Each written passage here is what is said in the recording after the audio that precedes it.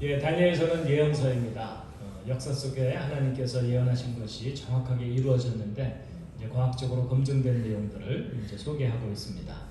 1장은 다니엘이 바벨론의 느부갓네살 왕에 의해서 포로로 잡혀가서 왕의 신하가 되는 그런 내용이 담겨 있는데 이사야 선지자가 예언한 내용이 그대로 성취된 내용입니다.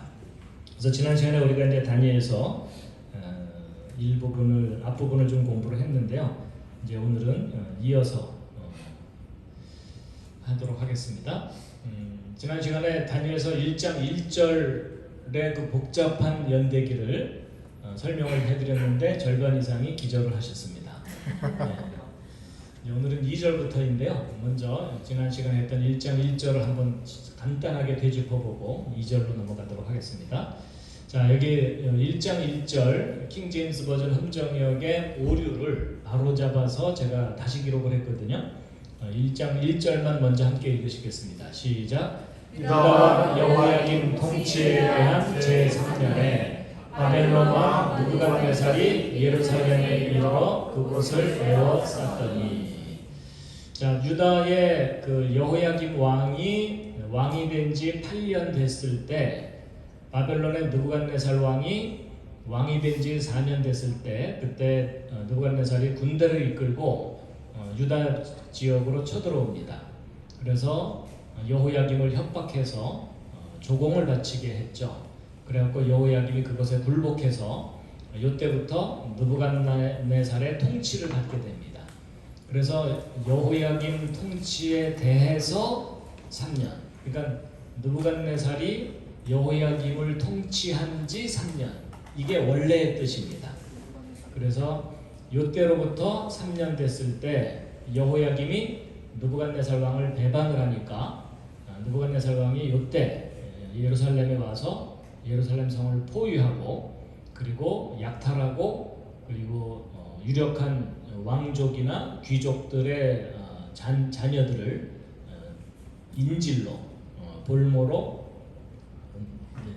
바벨론으로 끌고 갑니다. 그래서 이때 이제 다니엘이 1차 포로 때 잡혀가게 되고 여호야김은 망합니다.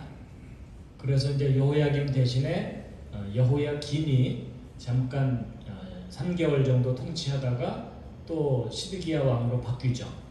그리고 시드기야 왕이 남유다의 마지막 왕이었고 BC 588년에 느부갓네살이 남유다를 멸망시키고 예루살렘을 완전히 파괴해 버립니다. 이제 바로 이제 이 부분입니다. 그래서 여호야김이 왕이 된 지 3년이 아니라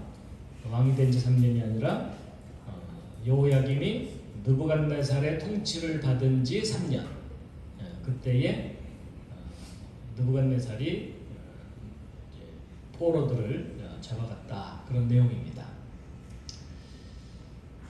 그래가지고 이제 이 사건은 남유다가 멸망하기 100년 전에 이사야 선지자가 히스기야 왕에게 당신의 후손들이 바벨론의 포로로 잡혀갈 것입니다 라고 예언을 했거든요. 그리고 성전에 있는 모든 보물들이 약탈당할 겁니다. 근데 100년 전에 예언한 그 내용이 100년 후에 정확하게 이루어지는 그런 내용입니다. 자, 이제 2절부터 오늘 할 텐데요. 2절 말씀 함께 읽으시겠습니다. 시작. 주께서 유다와 여호야김과 하나님의 집의 기구 중 일부를 그의 손에 넘겨주시매 그가 그것들을 시날 땅에 있는 자기 신의 집에 가져가서 그 기구들을 자기 신의 보물 창고에 들여 놓았더라. 그래서 이제 그 여호야김도 사로잡아가고 그 다음에 하나님의 집은 성전이거든요. 성전에 있는 기구들 대부분 금으로 덮여 있거나 금으로 만든 도구들입니다. 그것들의 일부라고 번역되어 있는데요. 일부 학자들은 저 원문 단어의 뜻이 전부라는 뜻을 가지고 있을 수 있다, 이렇게 해석하기도 합니다. 어쨌든 일부이든 전부이든 이제 그것을 느부갓네살이 약탈해 갑니다. 그래서 시날 땅은 바로 이제 바벨론 땅이거든요. 시날 평야라 그래서 지금 현재 이라크 땅에 큰 두 강이 흐르는데 왼쪽이 유프라테스 강이고 오른쪽이 티그리스 강입니다. 근데 요 두 강 사이에 있는 지역을 시나일 땅이라고 하는데, 이 시나일 땅에 있는 그 바벨론의 신전 보물 창고에다가 이제 보관을 하게 됩니다. 나중에 그 보물 창고에 들어있던 성전 그릇들을 가지고 느부갓네살 왕의 아들이 술 파티를 벌이면서 우상 숭배하다가 하나님께 징계를 받아서 살해당하죠. 그리고 바벨론의 통치권이 이웃 나라 메대에게 잠시 넘어갑니다. 이제 그런 일들이 이제 다니엘서 뒷부분에 나옵니다.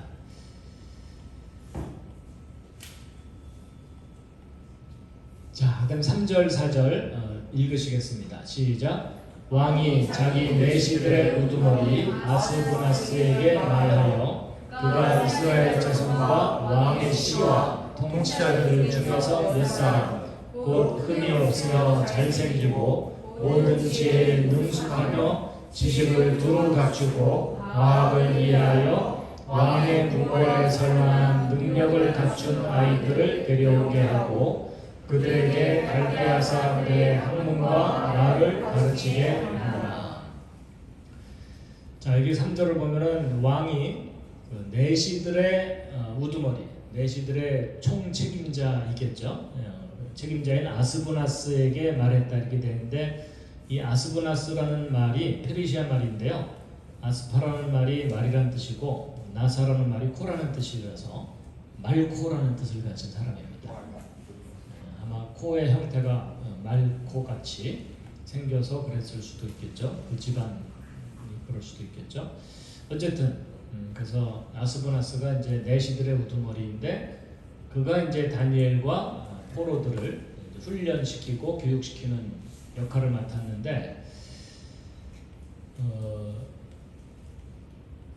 그런데 앞뒤 정황을 들여다보면 이 내시가 그 환관이라고도 표현하잖아요.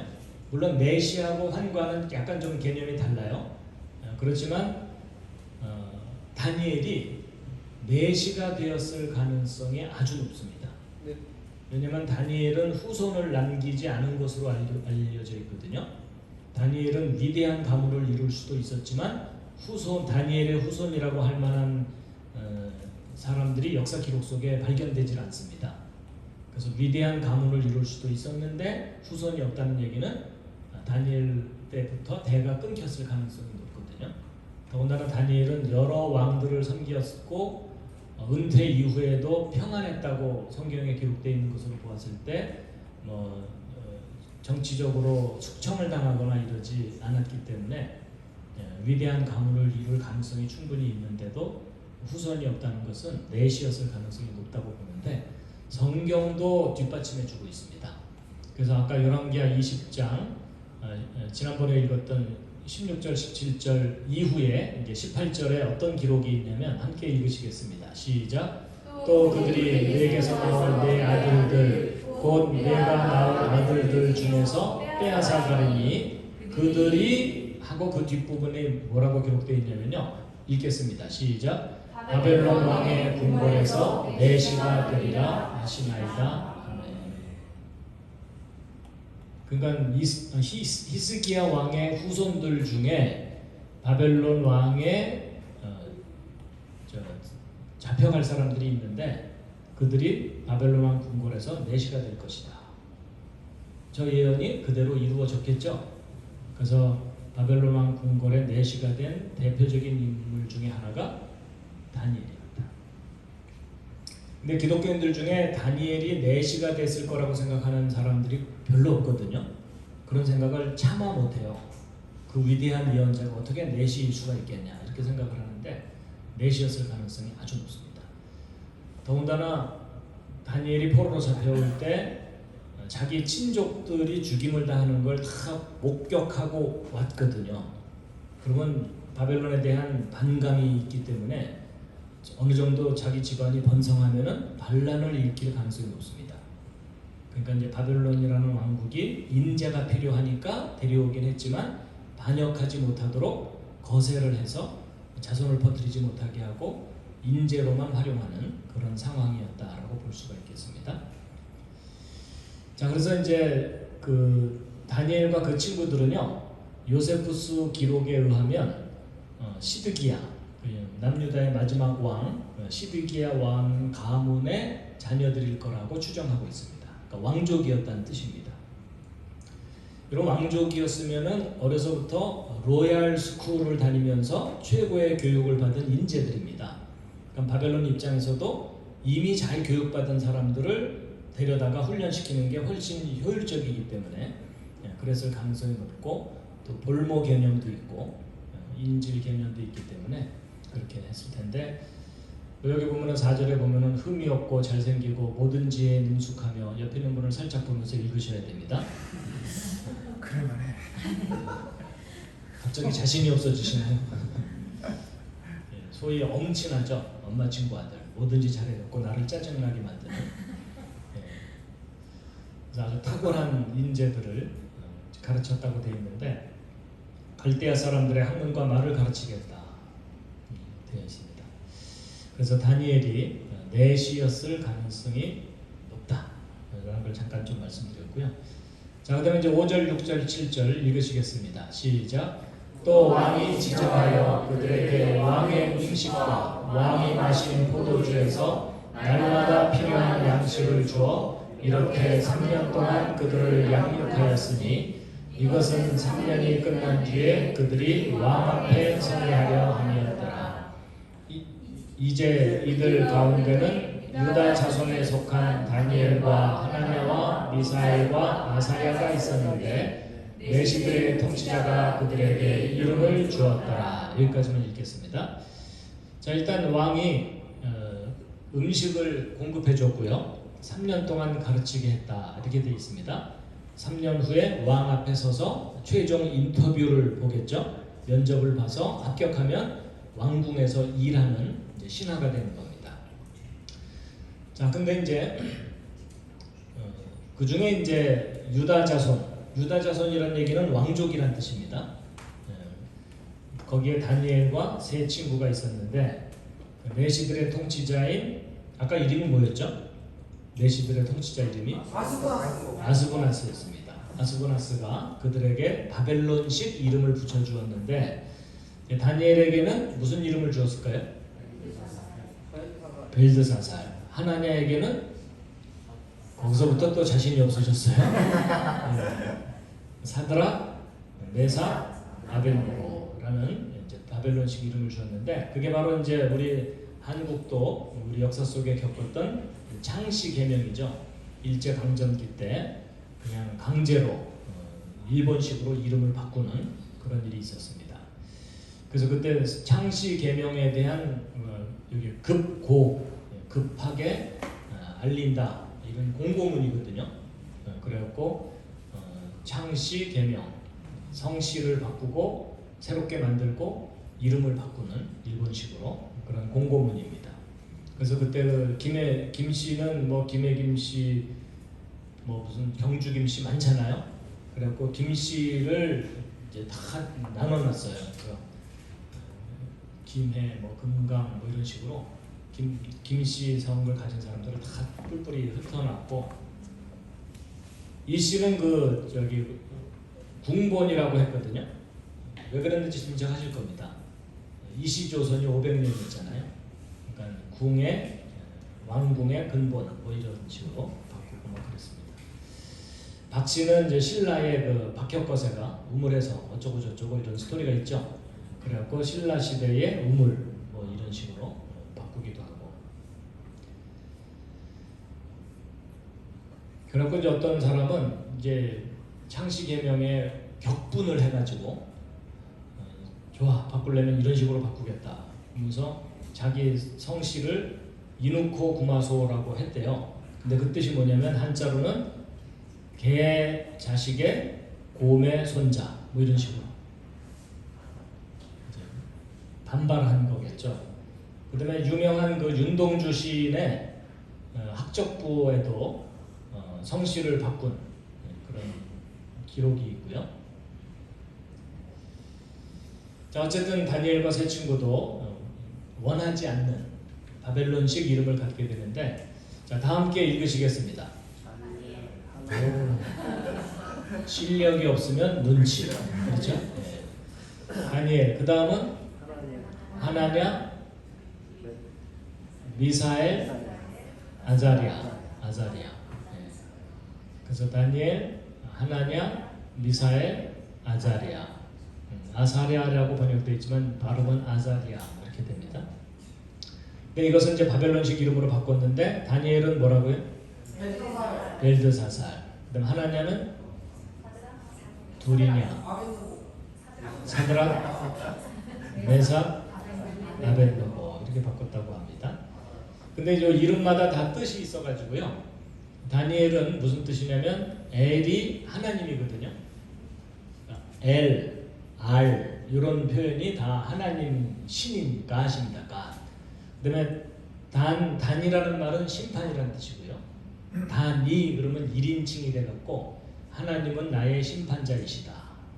예, 그래서 하나님이 공정하게 심판을 하셔서 나의 권리를 보호해 주실 것이다. 이런 의미를 가진 것이 다니엘이라는 이름입니다. 하나냐는 여호와는 은혜로우시다. 요 하나냐의 그 뒤에 이하라는 요 어미가요, 여호와라는 뜻의 줄임입니다. 여호와라는 의미를 줄인 겁니다. 그래서 이제 이 앞에 하나냐라는 것은 은혜라는 뜻이고요. 그래서 여호와는 은혜로우시다 이런 뜻이라고 하고요. 그 다음에 미사엘은 뒤에 엘은 하나님이거든요. 근데 앞에 있는 요 미샤라는 요 단어가 누구냐 이런 뜻입니다. 그래서 하나님과 같은 분이 누구냐? 하나님과 같은 분은 없다. 유일하신 분이다. 이런 의미이고요. 아사리아는 굶어 죽으랴 이런 뜻이 아니고 여호와는 나의 도움이시다. 그래서 이 뒤에 있는 야는 여호와라는 뜻이고요. 야훼라는 뜻이고 이 앞에 있는 단어는요. 에젤이라 그래가지고 돕는다는 뜻입니다. 에젤. 그래서 창세기에 보면은 하나님께서 아담에게 하와를 만들어 주시면서 돕는 배필이라고 하셨죠. 그때 그 돕는다는 단어인 에젤이라는 단어입니다. 자, 그 다음에 이제 벨드사살은 무슨 뜻일까요? 이 벨은요, 바벨론의 신을 의미합니다.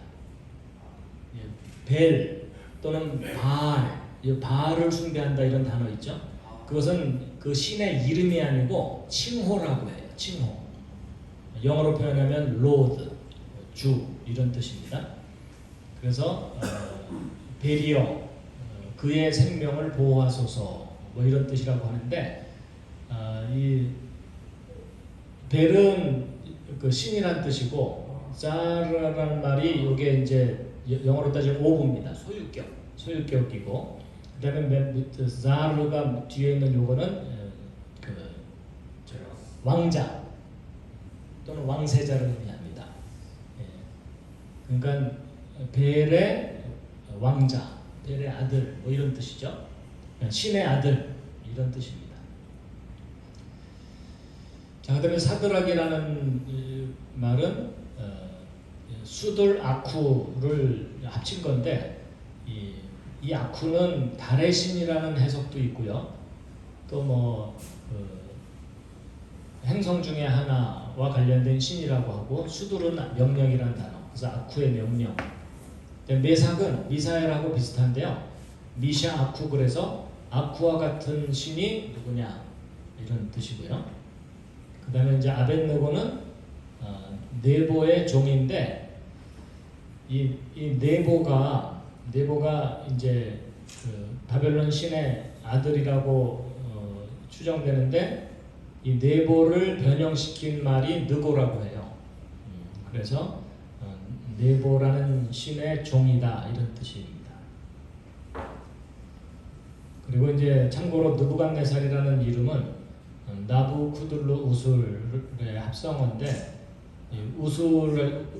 우술이란 말의 그 뒤에 자르가 이게 아들이란 뜻이고요. 그래서 오 네보신이여 맏아들을 지켜주소서. 맏아들이 왕세자니까 왕권이 이어지게 해주시옵소서. 바벨론이 든든하게 되기를 원한다 이런 의미겠죠.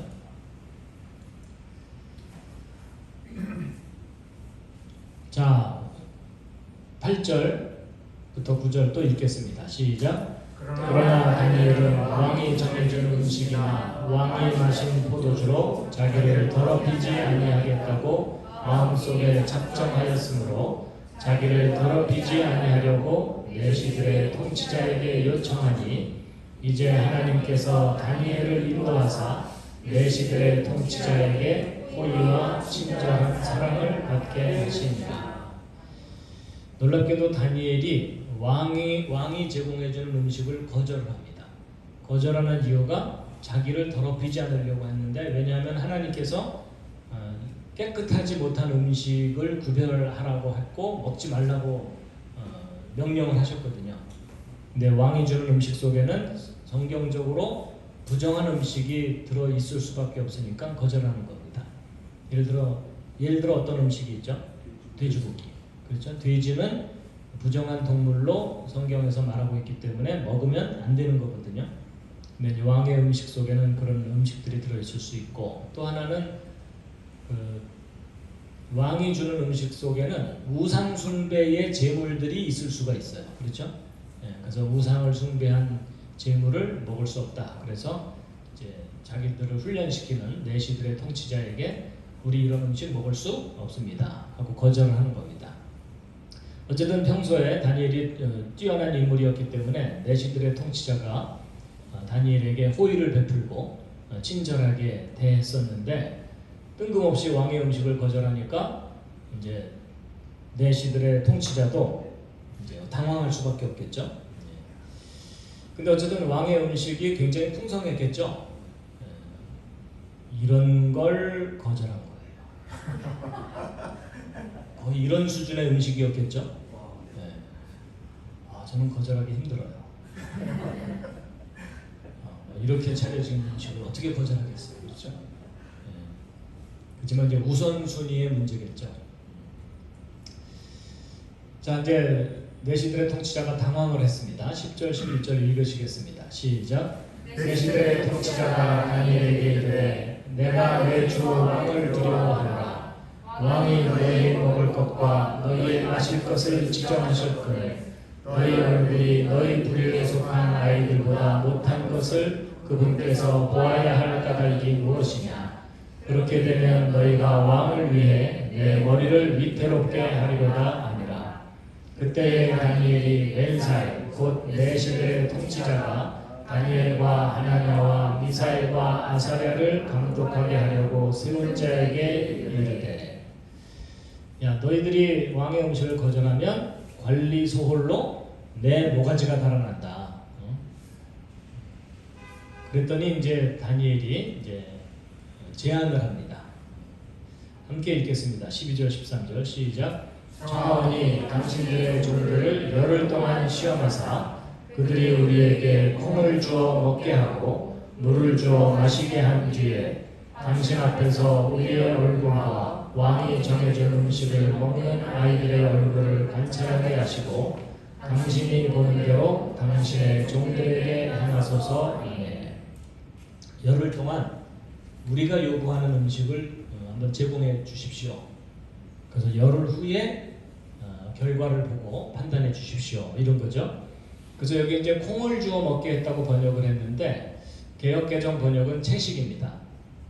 근데 정확하게 이 제로와라고 하는 이 단어가 어떤 것인지는 정확하게는 모르는데 아마도 씨앗 종류였을 거다 이렇게 추정한다고 해요. 그래서 이제 아마도 콩 종류가 아니겠느냐 이렇게 해석하기도 합니다. 어쨌든 이제 육식보다는 채식을 주식으로 해갖고 열흘 동안 먹게 되었는데, 이제 결과가 이 부분은 조금 넘어가고요. 여러분, 그 채식만으로도 이렇게 풍성한 식탁을 만들 수가 있습니다. 오늘 점심 메뉴 어떻습니까? 꿈 깨시기 바랍니다. 요즘은 김밥입니다. 자, 14절, 15절, 16절까지 함께 읽겠습니다. 시작. 이에 그가 이 일에서 그들의 말에 동의하여 열흘 동안 그들을 시험하다가 열흘이 끝났을 때에 그들의 얼굴이 왕이 정해준 음식을 먹은 모든 아이들보다 더욱 아름답고 살이 더욱 기름지게 보이니라.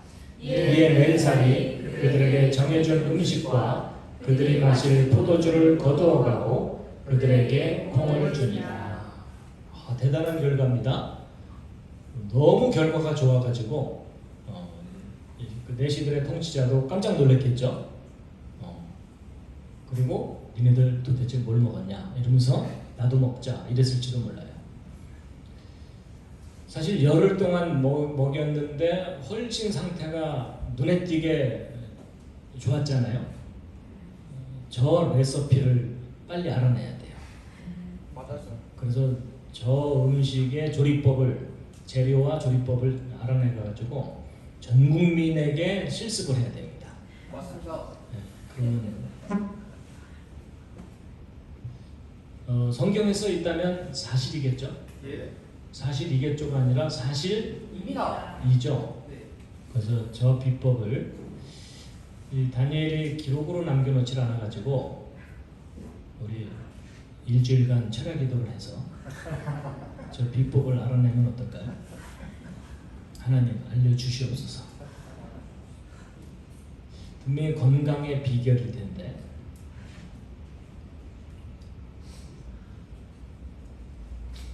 자, 17절 18절 읽겠습니다. 시작. 이 네 아이들로 말하건대 하나님께서 그들에게 지식을 주시고 모든 학문과 지혜에서 능숙함을 주셨으며 또 다니엘은 모든 환상과 꿈을 깨달아 알더라. 그가 그들을 데리고 들어와야 한다고 왕이 말한 날들이 이제 끝나니 그때 내시들의 통치자가 그들을 데리고 느부갓네살 앞으로 들어오니라.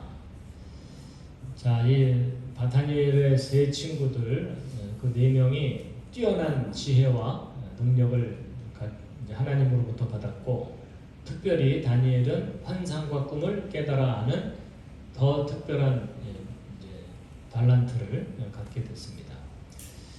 그래갖고 이제 드디어 왕 앞에서 면접을 보게 되는데 몇 년 동안 교육받았다고요? 3년입니다.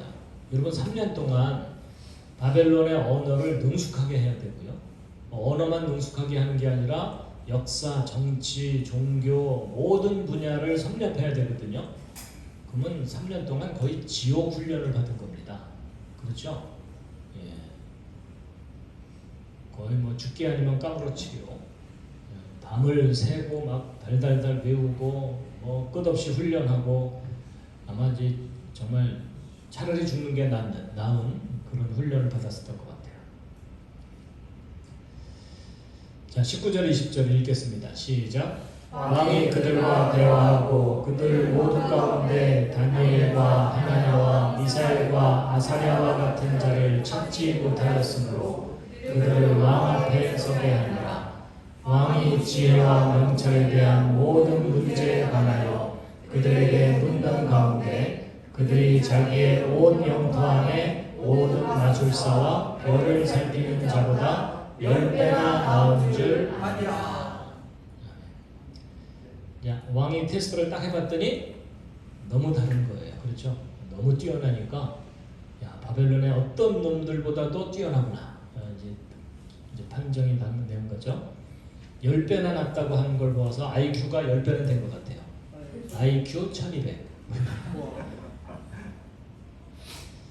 자, 이제 마지막 구절입니다. 21절 시작. 다니엘은 고레스 왕 원년까지 있습니다. 자, 이 부분이 그 다니엘이 활동했던 시기를 알려주는 중요한 단서거든요. 그래서 다니엘이 고레스 왕 원년인데 고레스 왕이 여기 있어요. 고레스가 왕이 된 그 해까지 있으니라 이렇게 되어 있는데요. 저게 살아 있었다는 뜻이라기보다는 그때까지 공직 생활을 했다 그런 의미입니다. 근데 다니엘이 잡혀간 것은 BC 599년이거든요. 애구구하면서 잡혀갔죠. 이때 잡혀간 후에 고레스가 왕이 된 연도는 BC 551년이니까 연도 차이가 몇 년이죠? 48. 예. 지금 AI 계산기가 성능은 좀 테스트를 해봐야 되겠죠. 놀랍게도 48년이니까 48년 동안 꾸준히 공직 생활을 이어나갔다는 걸 보면요, 느부갓네살 때 포로로 잡혀간 다음에 그 아들 벨사살, 그 다음에 그 이후에 왕들을 섬겼는지는 정확하지 않지만 만약에 이때까지 섬기고 메대로 갔을 가능성도 높거든요. 이 메데인 다리오 때에 그 메데인 다리오가 바벨론을 위임 통치했던 짧은 기간 동안에 사자굴 사건을 겪어요. 그러면서 메데인 다리오에게도 신임을 얻거든요. 그래서 메데인 다리오가 다니엘을 메대로 데려갔을 가능성이 있습니다. 그래갖고 고레스 왕 원년까지 메대에 있었을 수가 있는데 꽤 긴 기간 동안 왕을 바꿔가면서 계속 왕족보다는 아래지만 모든 백성보다는 높은 거의 수석 총리를 계속 이어서 했기 때문에 다니엘은 아주 높은 신분으로 왕을 섬겼습니다. 그래서 만약에 다니엘이 15살 정도에 잡혀갔다면 48년 지나면 63세죠. 네. 그럼 이제 그때 당시의 평균 수명과 상황으로 볼 때 은퇴할 나이입니다. 그래서 다니엘이 고레스 왕 원년에 은퇴를 했기 때문에 뭐 63세에 은퇴를 했다면 그 후로 뭐 20년 많아야 30년 정도 더 살겠죠. 그렇게 본다면 페르시아인 다리오가 왕이 됐을 그 정도까지는 살았을 가능성이 높습니다. 바벨론이 멸망하는 것을 보고 죽었을지 멸망하기 전에 죽었을지는 정확하지 않지만 하여튼 이 정도 범위까지는 다니엘이 생존했을 가능성이 있습니다. 그래서 이게 소년 때 잡혀가서 이제 노년이 돼서 은퇴를 한 겁니다. 이제 다니엘을 그린 그림인데요. 제가 이 그림을 보여드렸더니 어떤 분이 이 그림 틀렸다 그러더라고요. 그래서 뭐가 틀렸냐 그랬더니 수염을 저렇게 많이 그리면 안 된대요. 왜 그럴까요? 다니엘이 내시가 됐기 때문에 내시가 되면 남성 호르몬이 이제 변화가 되기 때문에 수염이 없거나 적어야 돼요. 그래서 다니엘 그린 그림 중에 이렇게 수염이 덥수룩한 그림은 틀린 그림이다.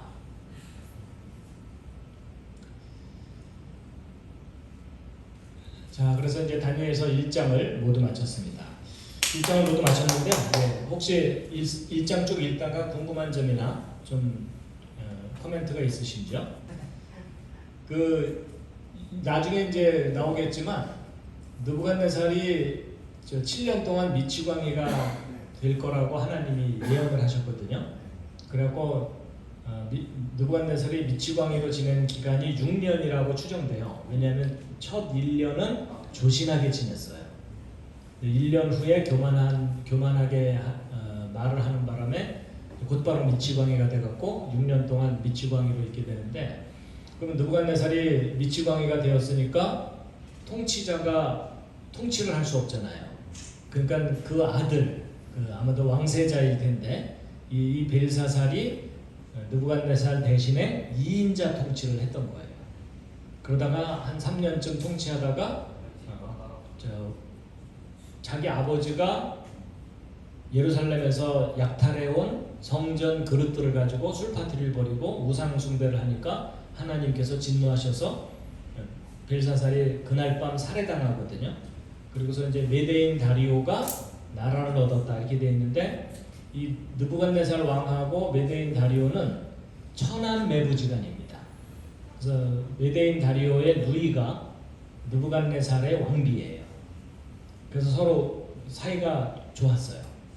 그렇기 때문에 메데인 다리오가 벨사살을 이어서 잠시 동안 위임 통치를 합니다. 그러다가 느부갓네살이 제정신으로 돌아오니까 나라를 돌려주고 메대로 돌아간 거죠. 그랬을 때 아마도 다니엘을 데리고 갔을 수도 있고, 아니면 이제 느부갓네살도 다니엘을 귀하게 여겼기 때문에 느부갓네살이 죽을 때까지 다니엘이 여기 머물다가 메대로 갔을 수도 있고, 이제 그렇습니다. 그리고 이제 이 메데인 다리오를 정복한 것이 고레스거든요. 근데 이 메데인 다리오와 고레스는 무슨 관계냐면 외할아버지와 외손자예요. 그래갖고 이 메데인 다리오의 딸이 고레스의 어머니예요. 근데 이제 재미있게도 이 메데인 다리오가 어느 날 꿈을 꿨는데 자기 딸로부터 태어나는 외손자가 메데를 정복할 거라는 꿈을 꾼 거예요. 그런 의미를 가진. 근데 이 메데인 다리오가 그걸 견제하기 위해서 고레스가 태어날 때 죽이려고 했어요. 내 왕권이 위태롭다 이래갖고. 근데 어찌어찌 삼류 드라마처럼 살아남아갖고 그래서 이 고레스가 여차하면 자기 외할아버지가 자기를 죽이려고 하기 때문에 앉아서 당하느니 대들자 이래갖고 이 고레스가 자기 외할아버지에게 반란을 일으켜서 2번은 실패하지만 3번째에 성공합니다.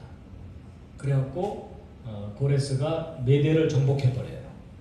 그렇지만 자기 외할아버지를 죽이진 않고 죽을 때까지 그냥 왕이라는 칭호를 유지하도록 놔둡니다. 배려를 해준 거죠.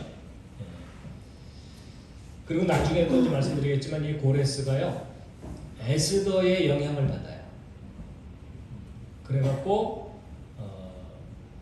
이 유대인들에 대해서 아주 호의를 가지고 왕이 되자마자 예루살렘으로 돌려보냅니다. 자, 그러면 특별한 질문이 없으시면 오늘은 여기까지 공부를 하고 마칠 텐데요.